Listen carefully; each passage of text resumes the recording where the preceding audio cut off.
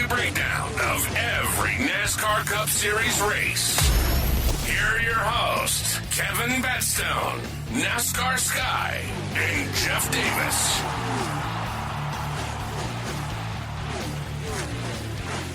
Welcome back, race fans, to another episode of Mash the Gas podcast. My name is Kevin Batstone. Mr. Jeff Davis off this week, and joining me shortly is Miss NASCAR Sky. We're here to cover the Jack Links 500 from the Talladega Superspeedway. A lot to unpack here, Sky. Who mashed it the hardest this week? I'm very happy to go ahead and give this one to Austin Cindric. I mean, he is the only Penske car to finish in the top 10, so that's something to be proud of, especially at a superspeedway where Penske has been finishing well. So shout out Austin Cindric.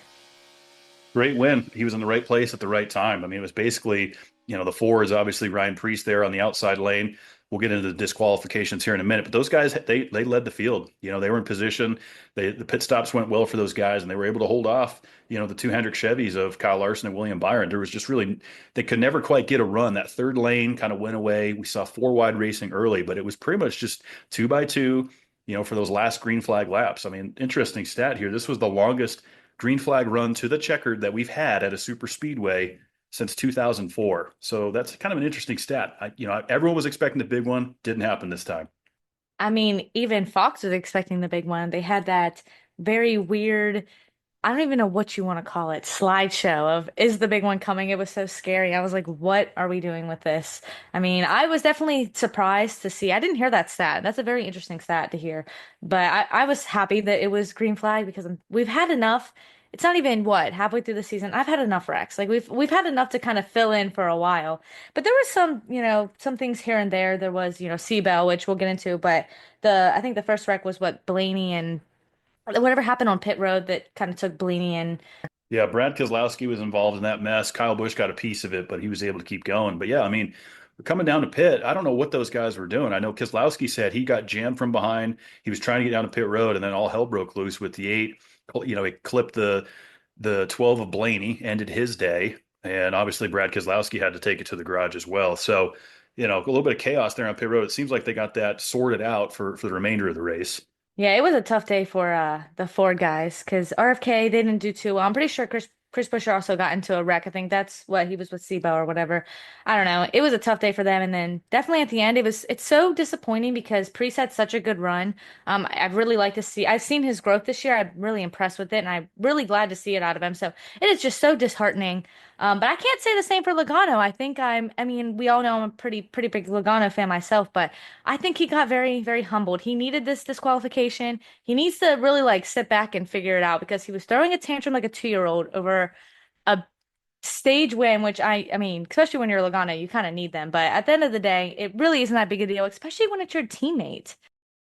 Yeah, I would agree with that. And that's been kind of the buzz in the, on the podcast media today is, did Logano overreact there? And I'm sure that they had a discussion about it, later on, and everything's fine now. You're heat of the moment, but, really Joey was just upset about a couple stage points. So, letting the Toyotas get in there and, it didn't end his day. It wasn't the end of the world, but yeah, Joey, look, the deal here is with the 22 and the 60, NASCAR says that the spoiler braces have to be, secured, fastened at all times throughout the event, which is interesting because they pass pre-race inspection, and pre-tech qualifying, everything's fine. So that tells us that they're trying to do something to these race cars on race day to gain an advantage. And Denny Hamlin was talking about on his podcast earlier about how they're trying to get as much air off that spoiler as possible. That would be the only reason you would do this. Some of them, I mean, RFK released a statement, said we didn't realize it. There was no foul play. We certainly didn't go out of our way to try to do that. What else are they going to say? But all in all, that's what it came down to, was spoiler fastening bolts is what gave them the disqualification. Yeah, it's like I said, it sucked, especially for, I mean, really for both teams, but especially the 60, who's having, a pretty decent run as of late. But like I said, it's just hard for me to feel bad for Logano after how he acted. But overall, it was a decent race. I mean, I will say that I was definitely shocked to see. I definitely thought it was going to be a wreck fest. I thought it was going to be like every other race that we've seen really of recent. So I was glad to see that it went green. It was interesting there at the end with the lap cars and how they kind of gave Cindric a little bit of an advantage at the end.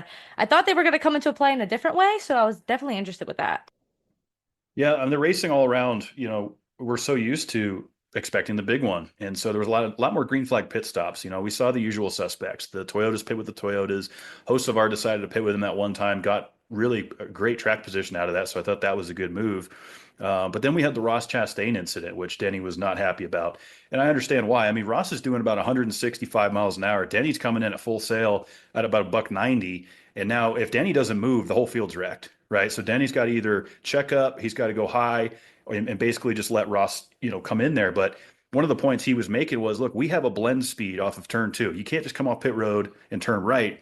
So basically Denny's saying, do we need to put in a rule or enforce somehow how you can't, if you're doing 20, 30 miles an hour slower, you can't just pull up in front of the line that's coming. It's a great way to get wrecked, and it's a good way to take out the whole field. Yeah, I definitely agree. It's one of those high risk but high reward type things. I think truthfully I don't have that much of an issue with it. I don't know. I can go back and forth. It's just something that's been around forever. This is not the first time we've seen this move.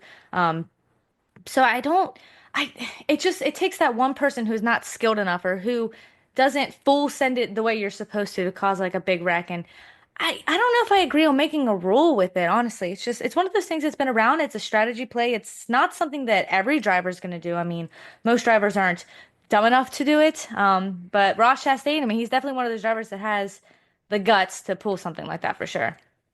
I mean, it's an aggressive move that paid off because he was going to fall all the way to the tail end of the longest line if he didn't.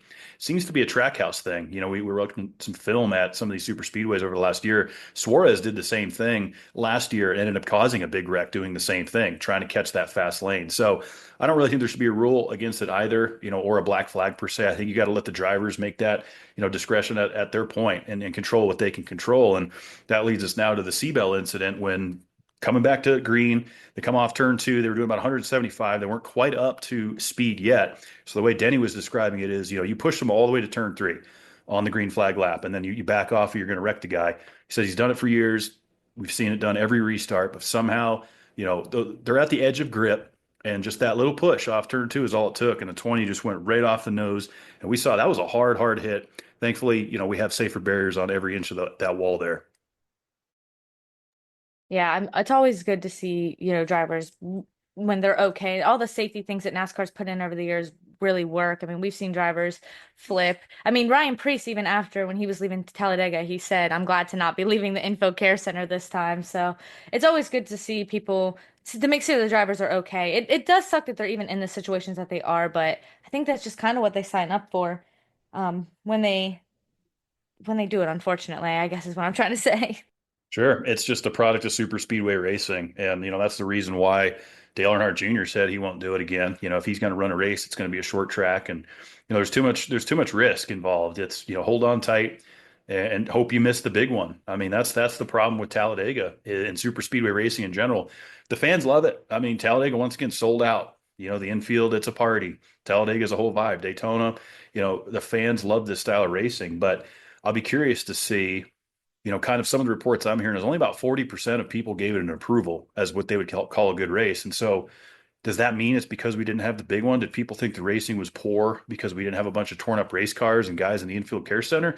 Or, what is it? Was it the four wide racing throughout all of stage one and not a ton of passing in stage three? What are your thoughts? I mean, do you think this was a decent Talladega race, or is this just typical super speedway and this is what it's become? I definitely feel like this is what it's become. It was I would say decent's a good word. It was a decent race. I think the fact that it didn't have a big one really kind of weighs positively in my favor and like in how I view the race. But I will say that I wasn't a fan of, the opening laps four wide. That was extremely nerve-wracking. I was like, why are we doing this when it literally is lap two? It was kind of crazy. But from what I see the consensus on social media, I mean, a lot of people are upset there wasn't a wreck, but more people are upset just that it's not like what it used to be. I mean, back in the day, you didn't need to have a whole bunch of help in order to pass a bunch of cars. Like nowadays, it almost just feels like like you're stuck.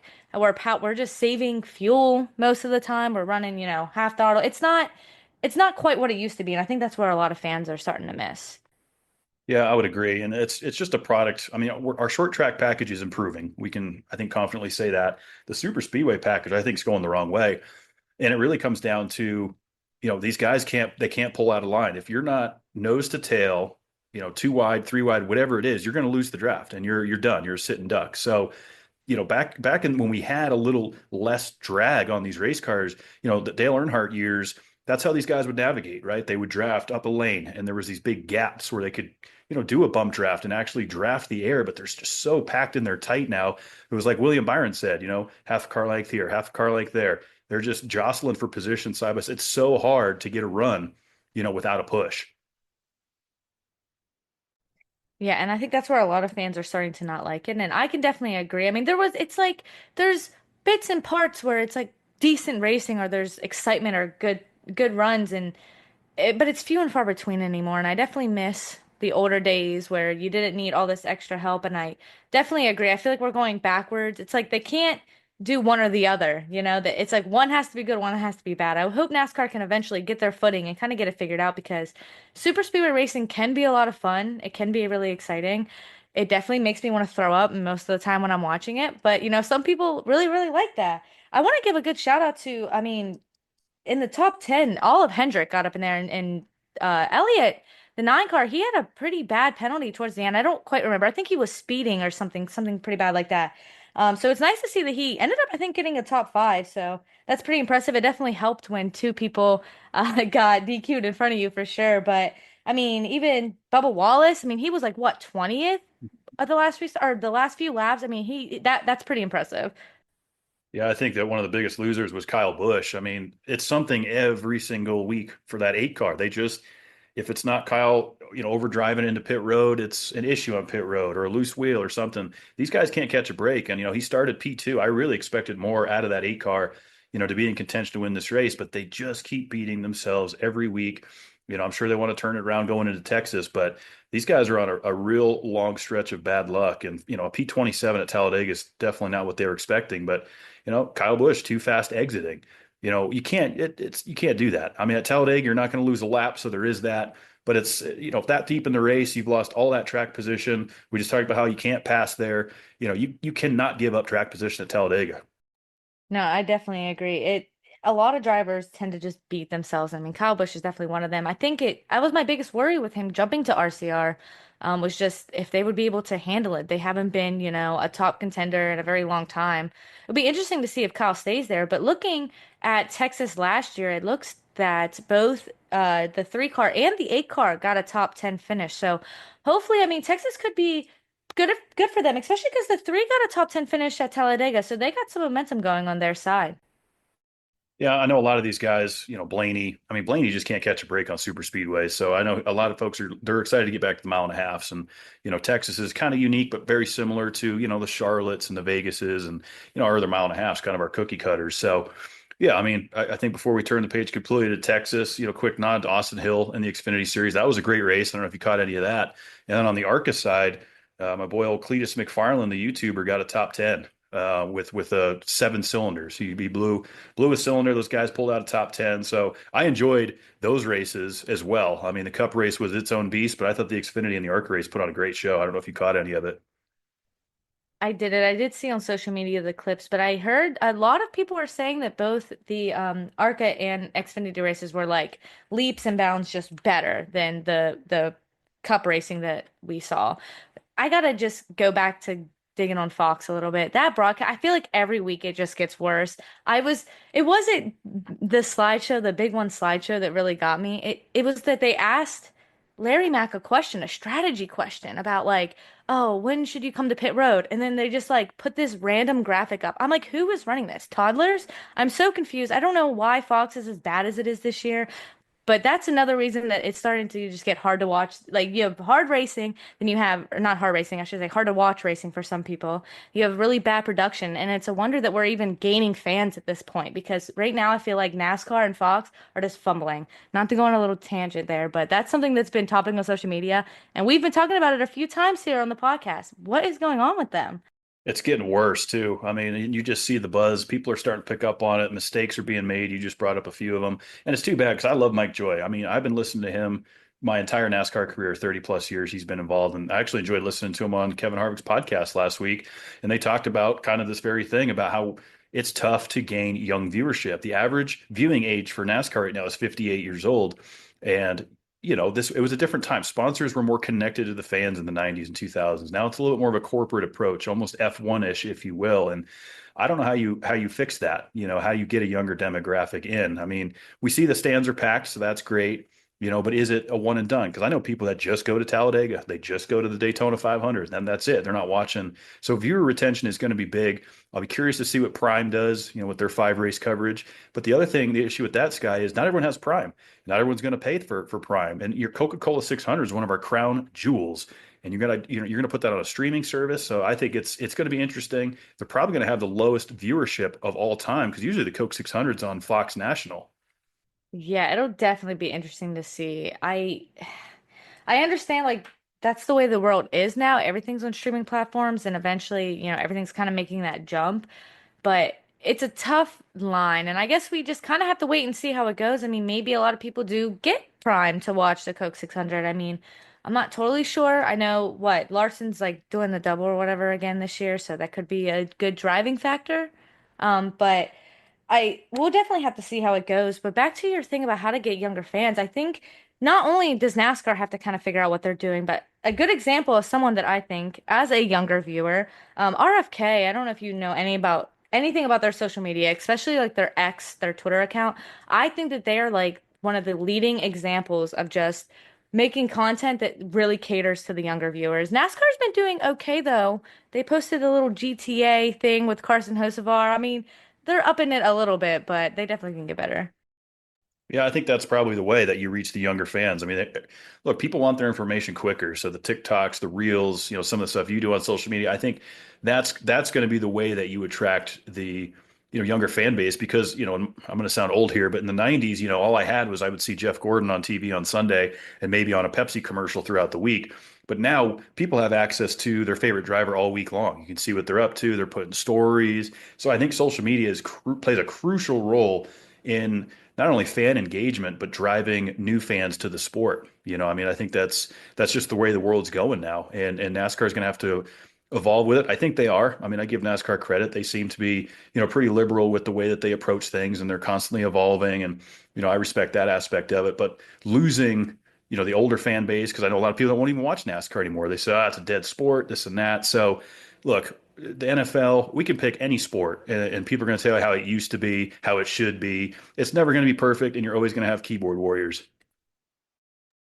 Oh, I 100% agree. I almost wonder when NASCAR makes these boneheaded decisions, throwing a caution this race for this instant and then not throwing it the very next race for the same exact instant. And I almost wonder if most of that is just fueled off of what's going to get people talking the most, what's going to get the most, what's going to go the most viral on social media, what's going to get people who maybe don't really understand NASCAR, don't really follow it, what's going to get them to click on this link or click on this video or engage with this content. So I definitely feel like NASCAR, they're probably doing some things behind the scenes that aren't the best, probably with that aspect, but it's really hard to tell. I mean, and I don't know, the kids nowadays, I mean, I'm 25, but the kids that are like the new demographic, the 15, 16-year-old kid, they're just a whole different world too. So I wouldn't even know where to begin. So I got to give a shout out to NASCAR for even attempting it because it is kind of crazy.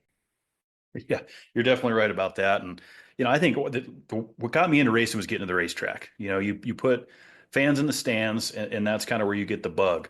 Talladega was completely packed, and it always is. But you look at a Talladega Superspeedway commercial, what are they showing? Wrecks. That's all that they highlight. You might see a couple guys in victory lane celebrating, but it's just wreck after wreck after wreck. Come to Talladega, join the mayhem. And we do have to give it up. Of course, the infield at Talladega is rated the best place to party out of any infield. So, Talladega doesn't need any help as far as selling tickets. Turning our attention to Texas this weekend, I'm going to be there. Jeff Davis and I are going to be on the ground all weekend covering it. Attendance in Texas has been absolute horrible the last 5 to 10 years. That's why they lost a race. They're down to one a year, and it's a great facility. Texas is such an important market for NASCAR that I don't understand why the fan base has slipped so poorly. I mean, one thing to remember is it does hold 185,000 fully sold out. So even if you pack 100,000 in there, you're going to have 85,000 empty seats, and that kind of looks bad on TV. So I don't know what Texas needs to do to fix it. I know it's not sold out this weekend. The weather's going to be fantastic, but Texas has struggled these last few years, really, with the product of the racing, is what I hear on the feedback, putting fans in the stands. And so, it's going to be interesting to see what happens this week. Hendrick Motorsports has dominated here the last two races, right? William Byron and Chase Elliott are our most recent winners there. So you got to think Hendrick's the favorite going in. Isn't Hendrick always the favorite going in? That's that's how it always feels. At least one of those guys is the favorite going in every single weekend, I feel. But yeah, I agree. I feel like it's just a product of racing at Texas. It's not something that I mean, I'm a diehard. I'm gonna watch anytime all four wheels are on the ground, you know? It doesn't matter where we're at, but to the average fan, it's not the most exciting thing in the world, and people it's a tough like I back to this, it's a tough line to cross or balance on because you want the excitement, but you don't it comes at the cost of literal money and race cars and the safety of the drivers, but at the same time that's what people want. They want the wrecks and everything.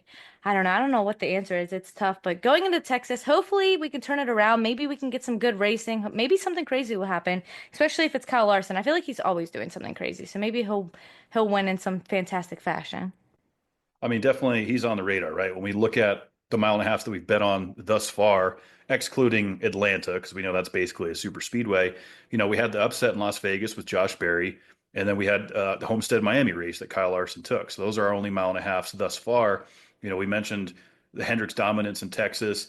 I'd keep a close eye on 23XI here as well. I've seen those guys put up a lot of speed in practice and qualifying. Good runs there for Bubba Wallace, throughout the past few years. Chase Elliott, look, this was the last place he won was here in Texas a year ago.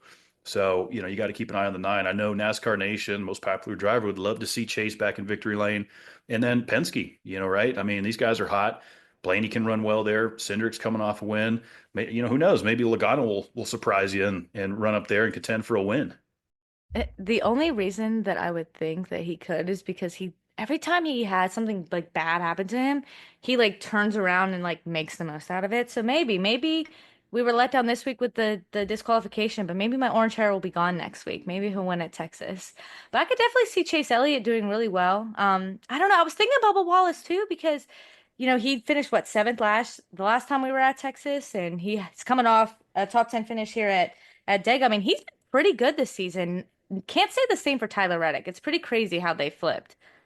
That is interesting. Yeah, because Reddick was kind of the man to beat in that stable really all of last year. So, I think that's just a testament of how much better each race team gets year over year. Obviously, we heard the news as well, Sky, that Rodney Childers has parted ways with Spire Motorsports. Not a ton of information on that. I mean, basically, the small statement they gave is, it wasn't they weren't really on the same page. They didn't get to where they needed to be, and that just for me that just raises more questions. I mean, obviously Rodney Childers we know won a lot of championships with Kevin Harvick, probably one of the best in the garage, seasoned veteran. I don't know why you wouldn't want him at your organization anymore, and we might not have the answers to that. But to mix up a crew chief 9-10 races into the season, I don't know what that does to Spire. I mean, we know they're not a Hendrick or a Joe Gibbs Racing, but they were starting to contend. They're starting to be in the conversation more. So I'll be curious to see what Spire does going forward, crew chief wise. Yeah, it's better to get it out early, 9, 10 races in. If it's not working, it's not working. Get it out, start fresh. It's better than, going the whole season and wasting a whole season. There's still plenty of time to turn a season around at this point. So, but it's definitely interesting. I mean, yeah, who knows what on behind closed doors? I mean, only God, literally God only knows. Probably just different personalities clashing, or could be a million things. But it's definitely interesting to see somebody of that caliber go because Spire, I mean, they're an up and coming team. I mean, they can take all the help they can get. Yeah, that's what shocked me the most. I mean, you got a veteran guy in the garage that knows it. And maybe that's what it is. Sometimes the old timers and the new timers are like oil and water, and sometimes you got to weed that out. So I'll be curious to keep an eye on the seven and see what happens going forward. The other piece of news that we learned since we last talked, Sky, is that the championship is going to go back to Homestead-Miami in 2026. I think we saw that coming, but what I like about it so far is that the plan is to rotate it. And so we kicked around Las Vegas. It sounds to me like Las Vegas, Phoenix, and Homestead are going to rotate. So in theory, we'll finish up Phoenix this year. We'll go back to Homestead for the championship next year, then to Vegas, back to Phoenix, so on and so forth. I like it. The Super Bowl's played on a different field every year. Let's keep it moving. I agree. This is super exciting news. I think that's going to do great things. I mean, we've seen what was happening. We were keeping it the same place over and over. It just wasn't working. So I think, I mean, this is such a great idea. could even do one better. Not to play devil's advocate, but it could be even cooler to have a three race championship and we do it one at each one of the places. I mean, that could be pretty cool too. Yeah, Denny was talking about that as well. Like the championship round essentially is those three racetracks, where you doesn't just come down to one race. I've heard that thrown around. I would almost entertain that more than it just here it is, four drivers race for it. Best finisher wins the championship. I'd rather see it be, this is the championship final four round, final eight, whatever they decide to do. I'd like to see it be more than just, okay, it's Homestead. Whoever wins it is the champion. That's it. Doesn't matter what you did all year. To give some of these other races a little bit more meaning. I mean, making it to Phoenix and winning it are two different things, right? 100%. I agree. I feel like it would just give, I think it would give a happy medium to the fans that don't like the playoffs as is now with the whole race, race your way in, win your way in and then advance during these different rounds. I feel like if we had an opportunity to kind of have like, all right, it's not like you said, a one race and you're done. I think it would be a good place to kind of balance both sides of the fan base. Yeah, and it's just good for those markets too. I mean, to have the championship in Phoenix has been great. It's a great facility. They do a great job, but it kind of ran its course. We've been there since 2020, and of course, the first year they took it there, it was a limited audience because that was during the COVID times. And Homestead, we love the race in there. I mean, I think it's great. The crowd wasn't great there, a couple few weeks ago, but I think the championship going back there would be good. And then Las Vegas is a no-brainer, right? Everybody wants to go to Vegas for some reason. Well, there's the reason you bring the NASCAR championship there. But outside of that, I don't want to see Daytona in that conversation. I don't want to see Talladega in there.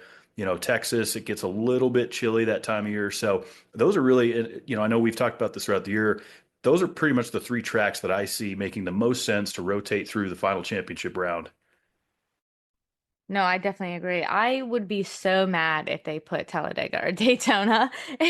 Could you imagine? All right, guys, Talladega, the last four cars, in the championship, race it out. Like that would be horrendous. That would cause so many. I don't even want to think about it, honestly. I'm excited for Texas. I hope that we can really turn it around. And I mean, everybody was so upset at Dega, and they're not the happiest. I'm hoping that we can get some good product racing out of Texas. Maybe it can re revive itself. I'm optimistic. The mile and a half program is good. Obviously we have more mile and a halves on the circuit than anywhere else, and it's going to play big implications to the playoffs. Obviously Texas won't. This is a one and done there, but then we go to Kansas the week after. So we have back-to-back mile and a halves coming up before the All-Star break. So it should be good. I think Texas, if we can get, you got to expect long green flag runs in Texas. Tire wear, I think they've kind of got it to a manageable figure at this point. Pit stop, it's really going to come down to pit roads, guys. We always talk about, loose wheels, speeding, any mishaps on pit road is really going to decide this race. But I'm kind of expecting and I'm preparing for long green flag runs and a lot of laps led. So whether that's Kyle Larson, William Byron, Chase Elliott, I'm predicting they're going to lead 200 something laps. It could be a snooze fest. But I've been wrong about Texas before. I've gone down and we've had 11, 12 cautions, guys spinning off turn four, solo wrecks on the back straightaway. I just don't know what Texas we're going to get because we've seen so many different products out of there. And that's why they've reconfigured it so many times. Turns one and two is very wide, progressive banking, and three and four is very narrow, similar to a Charlotte. So it's going to be interesting, unpredictable. Definitely unpredictable. I hope we didn't use all of our good graces last week at Talladega not getting the big one, that Texas is going to be the complete opposite. And like you said, it's going to be like 11, 12 cautions and a total wreck fest. And it's going to be, I mean, it's hard to tell. It really is, especially with these drivers, because some weeks, like, they seem like they're on top of their game, and others, you'd be surprised they're even in the Cup Series. I don't know. I mean, we have what, fantasy? Who are you even picking for fantasy this week? I feel like you got to put the Richard Childress guys in there, I think, only because they're probably not going to go far in the playoffs, but they might give you some good points at Texas. Yeah, that's probably good guys to keep an eye on for sure. I mean, certainly Kyle Busch. We'll see who's fast off the truck. Hendrick's definitely going to my lineup. This is one of those races where, I obviously took Ricky Stenhouse and a lot of other guys, Brad Keselowski at Talladega to save some uses, for these mile and a halves. And so, I'm gonna focus on who's got the speed. Probably Bubba Wallace, probably Christopher Bell. We'll see what Denny Hamlin does. I got to be careful with Ryan Blaney. I've used him too many times, but I do think the 12 is gonna contend this weekend. So I would say from a fantasy perspective, run them if you got them for sure. Saving uses at Texas, you're going to need to use them. This is your opportunity to get points. We go into Kansas, and then we have a non-points race, with North Wilkesboro, and then we're back at a mile and a half with the Coca-Cola 600. So, one thing I will say is I like the 400-mile format better than 500. Texas used to be 333 laps. Now it's down to 267 on a 400-mile. I just think from a race and fan perspective, time-wise, it all makes more sense. But I expect long green flag runs, probably some fuel strategy racing. That's kind of what I'm looking at early in the game for Texas. That definitely checks out. Gave me some good advice. I mean, I'm still new to this fantasy thing, so that makes sense. I'm gonna load up all my good picks this weekend because I definitely been saving them because I barely know what I'm doing. But I think, going into this weekend, I think I have Carson Hocevar winning. He did, he's been good the last few races. He did good. He was in the top 10 last year at Texas. I don't know, I have a good feeling about him. If it's not going to be a Hendrick guy, it might be Carson. That's a good pick. I mean, Hocevar has shown a lot of speed. He's shown he can be aggressive if he needs to be. Yeah, no, Hocevar is right there for sure. I mean, I think he's definitely one to watch. Yeah, now that you mentioned that, I might have to put him in my lineup just, at least maybe in a garage driver. But I'm going to go ahead and say that William Byron in the 24 car wins this race this weekend. He won it 2 years ago. Just fits his style, with Hendrick. Him and Rudy Fugle seem to have these long green flag fuel strategy races figured out. And so I'm going to go on a limb. I'm going to say that William Byron's the winner. Yeah, I guess we'll just have to wait and see. I mean, there's so many good picks that you could argue. Like you said, the Penske guys, definitely Blaney, maybe Logano. I don't know how I feel about putting Cindric up too far. I don't know how well he's going to do. I mean, he's definitely been on a pretty good stretch this year alone. I mean, it's almost like a 180 from what he was doing last year. Yeah, he's got momentum too. And he's obviously got that win. He's in the playoffs. That just kind of changes the driver mindset a little bit. You can get aggressive, you can roll the dice, you can do things a little differently now that you're locked into the playoffs early. So yeah, I mean, practice and qualifying coming up Saturday morning, that'll kind of tell us who's got the speed, who we're going to keep our eyes on. It's a full weekend. The Truck Series are back Friday night, Xfinity Series Saturday. There's a dirt race at the same property Saturday night. Jeff Davis and I are going to be at Texas Motor Speedway all weekend. Can't wait to get out there and get it done. Hopefully we're there on Media Pass this guy, so we're going to try and get some some media to bring to the show next week. So should be good. I'm definitely excited. I hope you both have such a great time. There's nothing like going to a race in person. So hopefully, and then maybe you'll get lucky and William Byron will. Who do we think Jeff would pick? I know we're almost done, but Jeff's going to pick Larson. Okay, so maybe definitely one of the Hendrick guys for you for sure. Probably. Yeah, he would have picked Larson. So, but yeah, let's do it. Let's saddle up. We're down in Fort Worth, Texas. Weather looks pretty good early on. The sky looks like 79, 80 degrees. Real slight chance of rain, but I think we're going to get this race in, and we'll see who gets to wear the classic black cowboy hat and shoot the old six shooters there. Should be a great weekend. So looking forward to it. We'll be coming at you next Tuesday night. I'll be on a travel day back from the racetrack Monday, Sky. So next Tuesday night, we'll be back to break down all of the action from Texas, the Worth 400 coming up. Be sure to follow us on all social media platforms at Mash the Gas. Follow Sky over there at NASCAR Sky. And until then, Mash the gas.